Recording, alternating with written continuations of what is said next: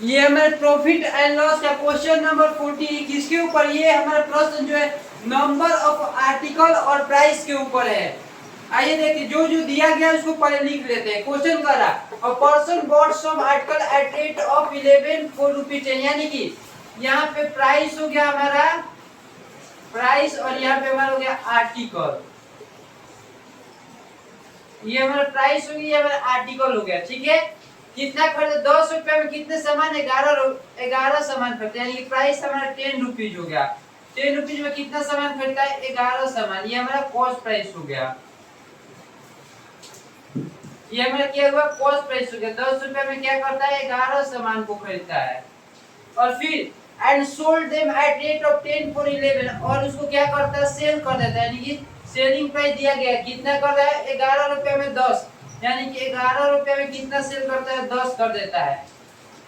और क्या करना है, फाइंड द प्रॉफिट, और हमें क्या निकाला, लाभ और हानि का प्रतिशत निकालना। ठीक है, लाभ और हानि का प्रतिशत निकालना, यानी कि एक यहाँ पे जो बात हो रहा है एक ही आर्टिकल के बारे में हो रहा है और हमारे यहाँ पे आर्टिकल अलग अलग है। पहले तो हमें क्या करना, आर्टिकल को सेम करना होगा, यानी कि 11 को क्या करेंगे, 10 से मल्टीप्लाई करेंगे और 10 को 10 से मल्टीप्लाई करेंगे। अगर इधर मल्टीप्लाई करेंगे तो इधर भी हमें करना है, यानी कि 10 गुणे 10 गुणे 10 गुणे एक, यहाँ पे 11 से हो, सॉरी, अब इसको भी 11 से करेंगे, यानी कि 10, ये हमारा क्या होगा, सेम हो गया।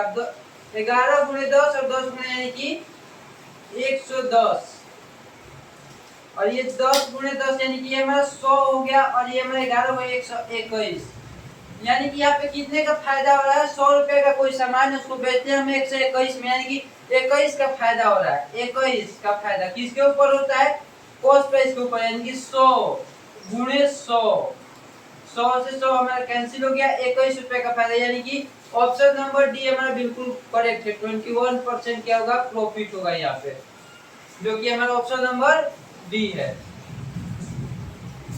हाय दोस्तों, हमारे पास क्वेश्चन नंबर 41 है। क्वेश्चन कर रहा है a person bought some article at the rate of 36 for 118 and sold them at the rate of 45 for rupees 189, find the profit or loss percent। यहाँ पे भी हमें प्रॉफिट और लॉस का परसेंटेज निकालना है। कोई आर्टिकल दिया गया है, उसको कुछ दाम पे बेचा जाता है, पहले खरीदा जाता है फिर बेचा जाता है, और उसका क्या करना है, हमें प्रॉफिट और लॉस परसेंट निकालना है। यानी कि जो जो दिया गया है उसको पहले लिख लेते हैं। आर्टिकल एट रेट ऑफ 36, पहले हमारा सीपी दिया गया है, ये हमारा प्राइस हो गया, और ये हमारा आर्टिकल हो गया, आर्टिकल और प्राइस। ठीक है, प्राइस 189 में कितना आर्टिकल खरीदा जाता है, 36, यानी कि प्राइस हमारा 189 है, इसमें 36 आर्टिकल को क्या किया जाता है, खरीदा जाता है। ऐसे यहाँ पे इसको फिर क्या, यही आर्टिकल क्या बेचा जाता है, यानी कि सेलिंग प्राइस हमारा दिया गया है। इसमें रेट 45 के दर से 45 आर्टिकल कितने में खरीदा, 189, इसको भी 189 में ही खरीदा जाता है। इतने में कितना मिलता है, 45 आर्टिकल। ये हमारा कॉस्ट प्राइस होगा, ये हमारा सेलिंग प्राइस हो गया, दोनों दिया गया है।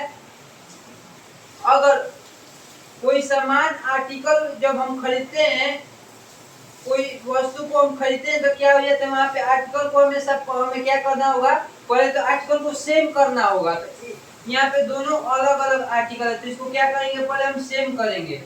36 को 45 से गुणा कीजिए, पहले बहुत लंबा चीज, इसको पहले रेशियो में कर लेते हैं, पहले रेशियो में ठीक रहेगा। 3 एकम 3, 3 दूनी का 6, 3 छक 18, 3 3 के 9, फिर 3 से काटा, 3 6 का 12, 3 दूनी के 6 21, 4 ठीक है। अब 3 से इसको काटा, 3 छक 18, 3 3 के 9, फिर 3 एकम 3, 3 5 15, फिर 3 से कटेगा, 3 दूनी के 6, 3 एकम 3, 3 5 15। अब इसको क्या करते हैं, यहाँ पे लिख लेते हैं, 21 हो गया, ये हमारा 4 हो गया, ये हमारे पास फिर 21 हो गया, ये हमारे पास 5 हो गया। ये हमारा कॉस्ट प्राइस है, ये हमारा सेलिंग प्राइस है। ये हमारा क्या है, कॉस्ट प्राइस और सेलिंग प्राइस। ये हमारा फिर क्या हो गया, ये हमारा प्राइस है, और ये हमारे पास आर्टिकल है, प्राइस और आर्टिकल। ठीक है, अब हमें क्या करना है, एक ही आर्टिकल पे दोनों हो रहते हैं, यानी कि हमें क्या करना होगा, आर्टिकल को सेम पहले करना होगा। तो इसको क्या करेंगे, सेम करते हैं, पांचों का 20, यानी कि डायरेक्ट हम मल्टीप्लाई करके 20 लिख दे रहे हैं। 20 हो जाएगा। इसको 5 से करेंगे तो अगर इसको हम 5 से करेंगे तो इसको भी 5 से करेंगे 5, इसको फिर 4 से करेंगे तो इसको भी हमें 4 से करना होगा। यानी कि 21 5 से कितना होगा, ये हमारा कॉस्ट प्राइस है, ये हमारा सेलिंग प्राइस। 21 गुणे 5, 5 एकम 5, 5 दूनी 105, और ये हमारा सेलिंग प्राइस है। 4 एकम 4, 4 दूनी 84, कॉस्ट प्राइस हो गया, ये हमारा सेलिंग प्राइस हो गया। और ये हमारा आर्टिकल सेम है, यानी कि 105 रुपए का कोई आर्टिकल इसको 84 रुपए में यानी में लॉस होता है। कितने का लॉस होता है, तो इसके लिए 105 में से क्या करेंगे, 84 को माइनस कर लेते हैं। 1 10 में से 8 गया, 8 2 10, यानी कि 21 का माइनस होता है। 21 का क्या होता है, हमारे पास लॉस होता है। हमें निकाला प्रॉफिट और लॉस। 21 का लॉस किसके ऊपर, 105 गुणे क्या होगा 100। अब इसको काटा देते हैं। 21 5 से क्या होगा 105, और 5 से 5 गुने का 20% का क्या होता है, हमारे पास लॉस होता है। यानी कि ऑप्शन नंबर बी हमारा बिल्कुल सही है, 20%।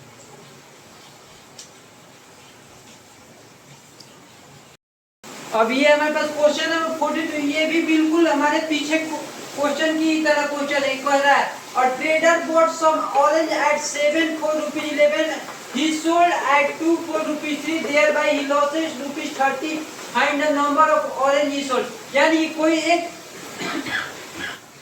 विक्रेता है, वो क्या करता है, 11 रुपए में 7 क्या खरीदता है, ऑरेंज खरीदता है। तो यहाँ पे हम लिख लेते हैं, यहाँ पे प्राइस और यहाँ पे आर्टिकल, ये हमारा क्या है, कॉस्ट प्राइस। यानी कि 11 रुपए में कितना खरीदते हैं, 11 रुपए में 7 करते हैं। इनके 11 रुपए में कितना आर्टिकल खरीदता है, 7 आर्टिकल खरीदता है। और फिर इसको क्या करता है, वो बेच देता है। ही सोल्ड कितने के हिसाब से, 3 रुपए में 2, यानी कि प्राइस हमारा 3 हो गया। 3 रुपए में कितना बेचा, 2, ये हमारा सेलिंग प्राइस हो गया। अगर कोई भी बात आर्टिकल पे होगा तो यानी कि आर्टिकल हमेशा क्या होना चाहिए, सेम होना चाहिए। यानी कि यहाँ पे 7 यहाँ पे 2, यानी कि आर्टिकल यहाँ पे डिफरेंट है, तो पहले इसको सेम करेंगे। सेम करने के लिए हमें क्या करना होगा, नीचे से ऊपर वाले को मल्टीप्लाई करते हैं, इंटू 2 इंटू 7, यानी कि अब ये कितना होगा 14, यानी कि अब सेम हो गया। इसका भी 14, इसका भी 14, यानी कि अब हमारे पास आर्टिकल क्या हुआ, सेम हुआ। अगर इसको 2 से करेंगे तो इधर भी हमें 2 से करना होगा, इसको 7 से करेंगे तो इधर भी 7 से करना होगा। यानी कि 11 दूनी का 22 और 7 का 21, यानी कि कोई सामान 22 रुपए में खरीदा जाता है और इसको बेचा जाता है 21 रुपए में। यानी कि एक का क्या लॉस हो रहा है, एक का लॉस। ये कितने के बराबर है, 14 के बराबर है। एक हमें निकालना कितने का, 30 रुपए का लॉस निकाला, यानी कि 30, यानी कि तो हम क्या कर देंगे, 30 गुणे 14 कर देंगे तो हमारा आ जाएगा। यानी कि 0 का 0, 14 गुणे 0 0, 14 तिया 34, 12 के 2, 3 एकम 3, 420, यानी कि ऑप्शन नंबर हमारा ए बिल्कुल सही है, 420, ये हमारा हो गया आंसर।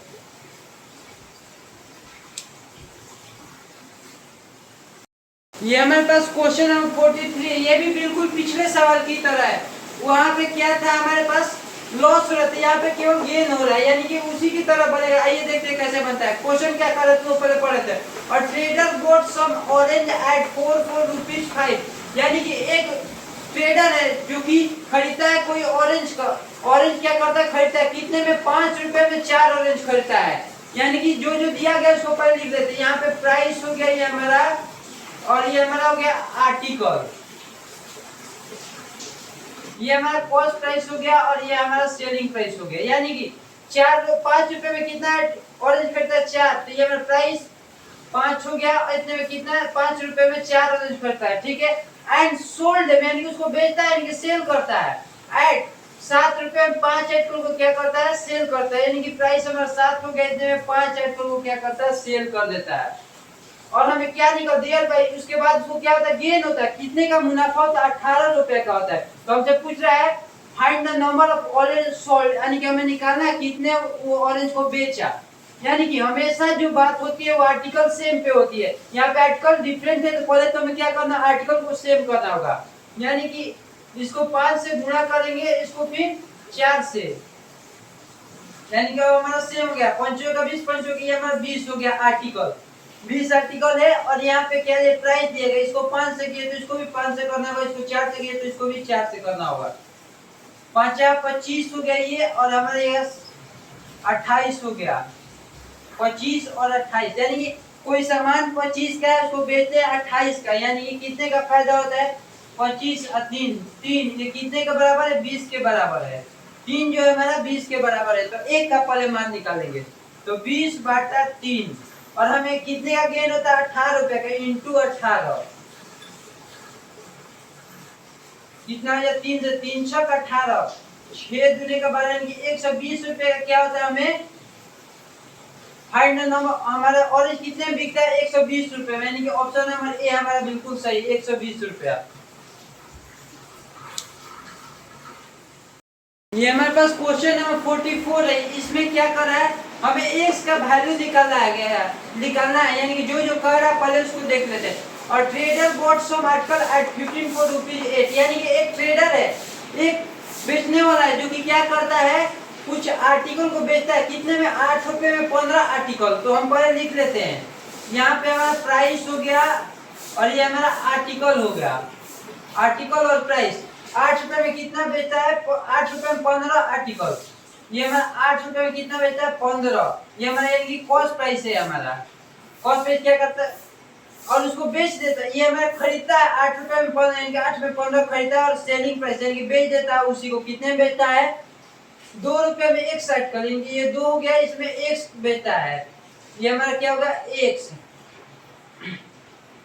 अब इसको क्या करेंगे? पहले हम इसको क्रॉस मल्टीप्लाई कर लेते हैं, 8 गुणे x, यानी कि ये हमारा 8x हो गया, और 15 गुणे 30 30, ये हमारा कॉस्ट प्राइस, ये हमारा सेलिंग प्राइस, यानी कि अब हम यहाँ से उसके बाद क्या होता है? उसको क्या गेन होता है, यानी कि फायदा होता है, कितने का फायदा? 25%, यानी 25 बाटा 100, परसेंटेज हटेगा नीचे, नीचे क्या हो जाएगा? 100, यानी कि 1/4 का क्या होता है? उसको फायदा होता है, यानी कि ये हमारा प्रॉफिट दिया गया है। ये हमारा कॉस्ट प्राइस हो गया और ये हमारा प्रॉफिट हो गया। 4 रुपए का सामान है, उसको 1 रुपए फायदा की 5 रुपया हो गया। 4 रुपए का सामान 1 रुपए फायदा देने की 5 रुपया हो गया हमारा सेलिंग प्राइस। ये हमारा 4 हो गया और ये हमारा 5 हो गया। ये दिख रहा है, ये 5 का कितना गुना है? 6 गुना है। 5 गुणे 6 करेंगे तो हमारा कितना होगा? 60 हो जाएगा। ऐसे ही अब इसको 6 से करेंगे तो इसको भी 6 से करना होगा, इंटू 6, 6 का 24, 24 बराबर कितना होगा? 8x, तो x बराबर कितना? 8 3 का 24, यानी कि x का मान कितना हो जाएगा? 3, यानी कि ऑप्शन नंबर बी हमारा बिल्कुल सही है।